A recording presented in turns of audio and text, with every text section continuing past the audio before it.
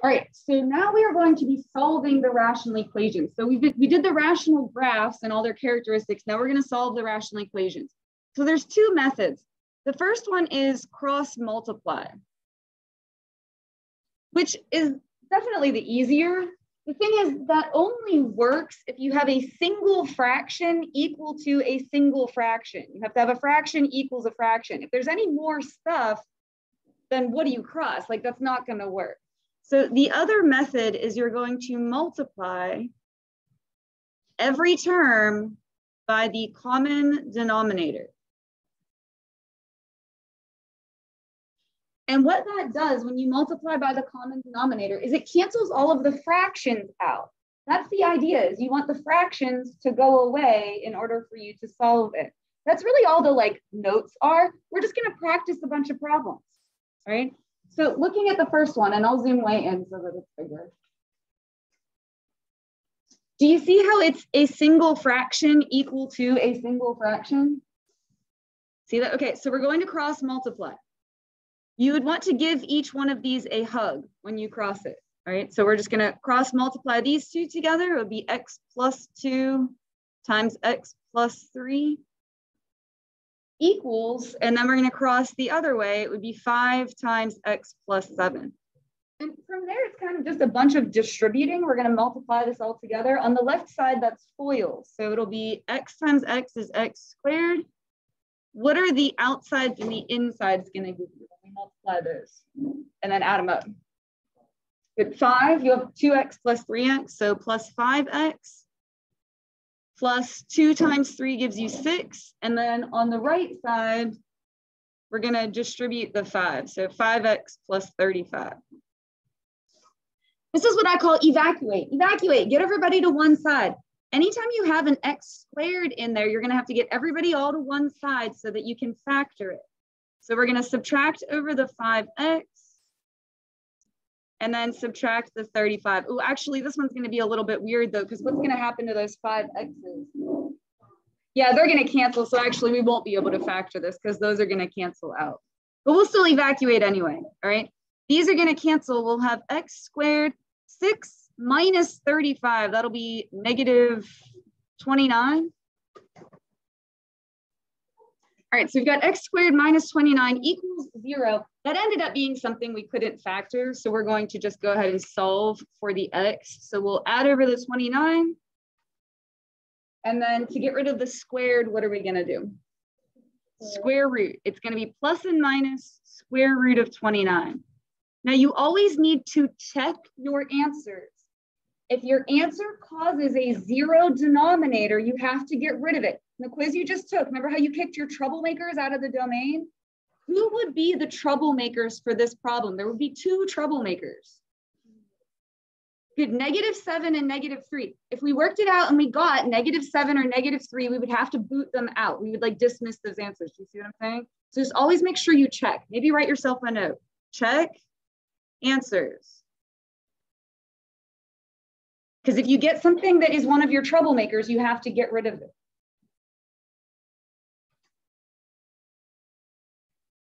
So check your answers. All right, number 2. Again, we can cross multiply. You have a single fraction equals a single fraction.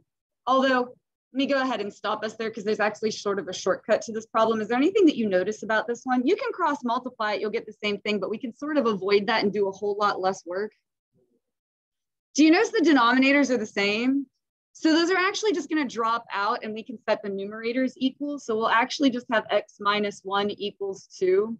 If you were to cross multiply, you would actually end up with the exact same thing in the end, but isn't that a lot less work? I'm not telling you to be lazy, I'm telling you to be efficient, okay? You would add over the 1, so x equals 3, and let's check that. What would be our troublemaker value? There's actually only 1 because these are the same. -0.5. If we had gotten -0.5, we would have had to kick it out. All right, now these ones you can't cross multiply because you don't have a single fraction equals a single fraction. So you're going to multiply by the common denominator. So when you look at these 3 denominators, the common denominator is something you could turn them all into. Again, the idea is you want everything to cancel out. So your common denominator is going to be the 5x squared. And we're going to multiply that to every single term. I'm using a different color for that. I don't know how well that showed up as purple on there, but you want to multiply that to all three. Here's your little pep talk. I get people that are like, I don't want to write that 3 times. It's a personal choice. However, I will tell you from experience, the people that don't write it can't see what cancels and what stays. So write it. It's like not that hard. Okay. So for the first one of the x's is going to cancel. And what you're left with is 5x times 4, which would give us what? 20x, good.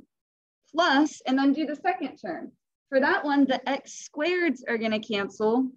You're left with 5 times 1, which is just 5. And then for the last one, the whole thing cancels, and you just have 1. The problem like disintegrates. Like that's the idea, is all the fractions went away. Now I don't even have a squared. This is like an algebra 1 kind of problem. What are we going to do next? Yeah, subtract 5. 1 minus 5 will give you -4.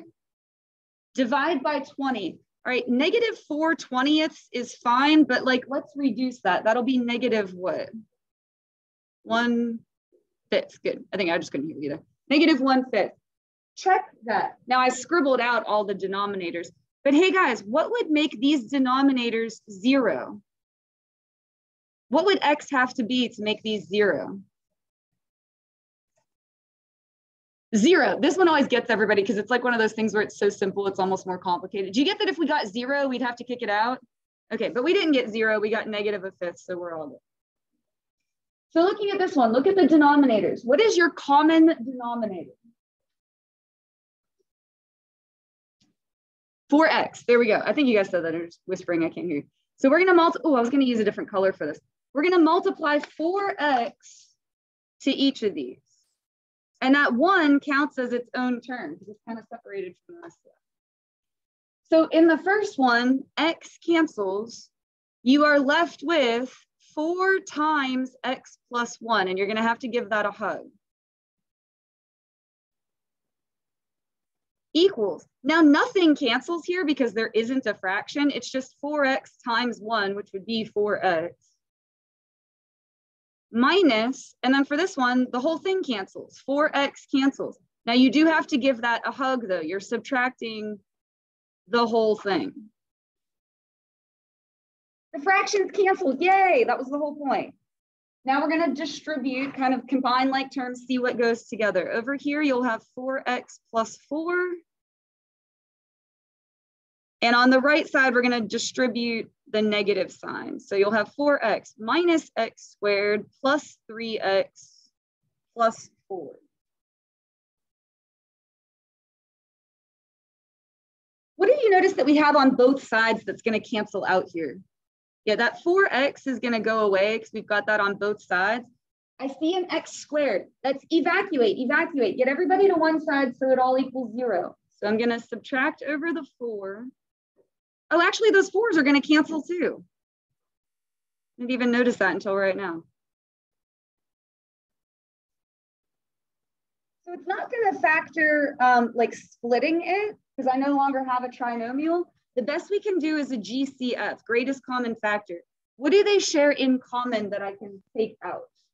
X. You can take out x or negative x. It really doesn't matter. What do you want me to do? X or take out the negative? Okay. That comes down to a personal preference. It really doesn't matter. If you take out negative x, you will be left with x minus 3, and you're going to set each of these equal to 0. So if you set negative x equal to 0, you're just going to get 0. And then what do you get from this one? 3. Now we're going to check them. What would make these denominators 0? 0. Oh my gosh, we got 0. Kick it out. Now here's the common mistake. People kick that out and then they'll write no solution. It's not no solution. We got a solution. It's what? 3. Now, if you only got one answer and you had to get rid of it, then you would have a no solution. But we still have 3, so it's not no solution. All right, this one needs to be factored first. We're gonna need to split up that middle denominator. So that's gonna split x and x. And then what else? Get 1 and 3. Good, plus 1 minus 3. Notice how the other fractions have an x plus 1 and an x minus 3. I'm going to do that for you so that that ends up being the common denominator. All right, so your common denominator is x plus 1, x minus 3. I'm going to give you your pep talk again. You need to write it 3 times. Again, I get people that are like, nah, I don't want to. It is up to you, but I am telling you that when people don't write it, they lose track of what's going on. And it only takes a few seconds. So just that's my suggestion to you. I'm not going to give you bad advice, right? What cancels in the first fraction? X plus 1, good. We are left with 5 times x minus 3. So you can see what goes away and what's still there. Equals, all right, what cancels for this one? Yeah, like all of it. So what are you left with? 6, good. Plus, and then for this last one, the x minus 3 cancels. You're left with 1 times x plus 1, which would just be x plus 1. And then you're back to an algebra 1 kind of problem. You canceled out all the fractions. So we're going to distribute the 5x minus 15. Over here, 6 plus 1 is 7. So combine those together. All right, then what? Subtract x. You'll have 4x minus 15 equals 7. Add 15. Is this like flashbacks to algebra 1? Are you remembering this, like solving these kinds of equations? You got a lot in there. So what is that, 22?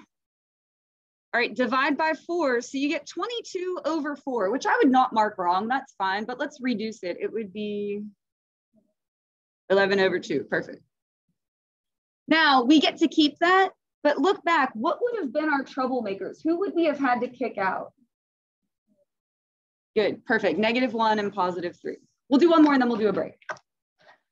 What is our common denominator for this one? X plus 2. It's not a trick question. It's the only thing there.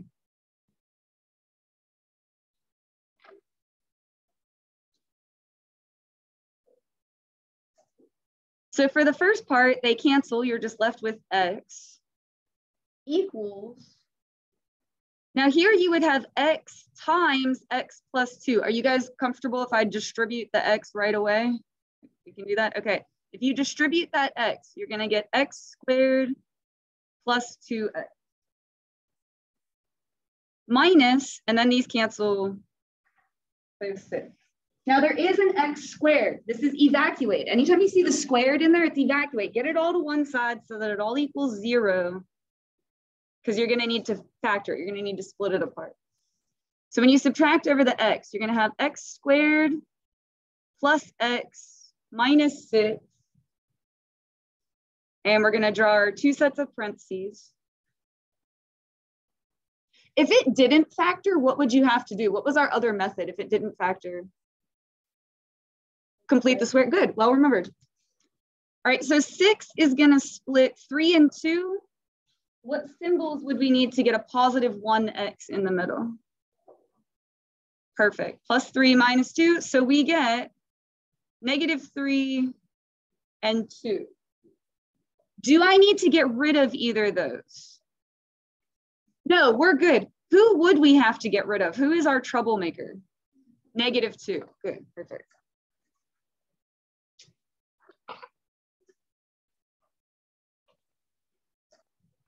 All right, so for this one, we need to factor. You have to factor the denominators before you can figure out what the common denominator is. So what can we factor out of this one? 2, good. So 2, and you'd be left with x minus 1. So that is your common denominator, 2 and then x minus 1. And so I'm going to say the same thing. My suggestion is to write it. I'm going to give you credit for writing it. Do you know what I mean? Like in a test situation, like if you write that, I'm like, oh, they wrote that. So what cancels in the first fraction?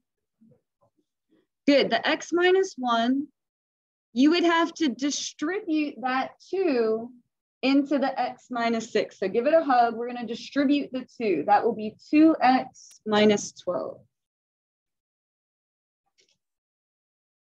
All right, plus, and then what cancels for the next one? All of it, like the whole everything. So you're just left with the 10x that's there equals, now nothing cancels for that part at the end because there's not a fraction. You have to multiply it all together. So, okay, 2 times 2 is 4. We're going to distribute a 4 into there. So what would that give us? Good, 4x minus 4. Again, it's like the problem disintegrates. Then it's all gone. Now we're back to an algebra 1 kind of problem. So like terms, 2x plus 10x would be 12x minus 12 equals 4x minus 4. All right, and then get all the x's together. So subtract 4x, you'll have 8x minus 12 equals negative 4.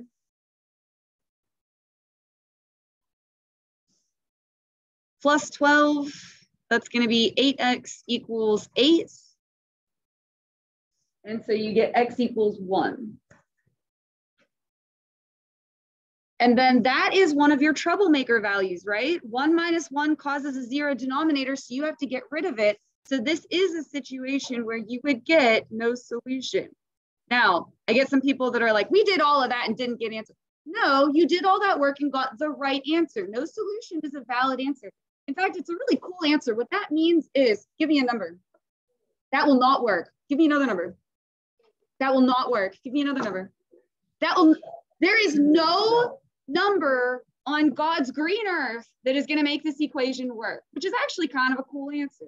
So don't be upset. Some people get like really upset when it comes out to no solution, like abandonment issues or something, but it's like it's a totally valid answer. All right, number 8, your common denominator would be what? X squared. Good. We're going to multiply everything by x squared. So just write it 3 times. If you don't get everything to cancel out, that means you picked the wrong common denominator. Just go back and try again. Like it should all go away. So this would just be 1 times x squared. So that would just be x squared equals, for this fraction, the whole thing cancels. You're just left with 2 minus, and then for that last fraction, one of the x's cancels. And then you still have a 1x still there. Now this is evacuate, get it all to one side. Anytime you see a squared, you have to move it all over. So we're gonna add over the x, subtract over the 2, move it all over so that it all equals 0. So slide it all to one side so that you have it all equal to 0. And then you can factor it. If you don't get a squared, you don't have to bother with that. But if you get a squared, move it all to one side, set it equal to 0, we're gonna split this. So that'll be x and x. 2 would split 1 times 2. And then what symbols are we going to need? Good, minus 1 plus 2. And so your answers are 1 and negative 2. What would we have had to get rid of? 0 would have been the problem, but we get to keep both of those. Put the phone on. We're almost done. We have 2 questions left. All right, these are your word questions. No panicking and no stressing. Not allowed, okay? So read this. The sum. All right, hey guys, what does sum mean in math class? What are you doing? Adding. If this will calm you down, go like this. You can just go, oh, the sum, I'm adding. You're gonna have something plus something equals something else. Like in essence, that's what it's gonna be. You're gonna add 2 things together and get a result. So the sum of 3 times a number. We can name the number whatever we want. Are you okay with x? Is that good? Call it what some people like n for number, but whatever, okay? How would I write 3 times the number? Good, 3x is gonna go on that first like blank there. So the sum of 3 times the number, that's 3x, and that's what's gonna go on the second line. 10 times, all right, so 10 times something, the reciprocal of the number. The reciprocal of 3 is 1/3. The reciprocal of 4 is 1/4. What's the reciprocal of x? 1 over x, like 1x, right? 10 times the reciprocal of the number is, so this is our equals, 17. Find the number or numbers. All right, the only difference between this problem and the other ones is we had to set that up ourselves. But now we have the equation and we're good. What is our common denominator? The only thing in a denominator. Yeah, x. It's the only denominator that there is. We're going to multiply everything by x to get that to cancel out. Again, if you don't get everything to cancel out, you just picked the wrong common denominator. So what is this first part going to give us? It's 3x squared plus, now here the x is canceled. That was like the whole point. You have 10 times 1, which is 10.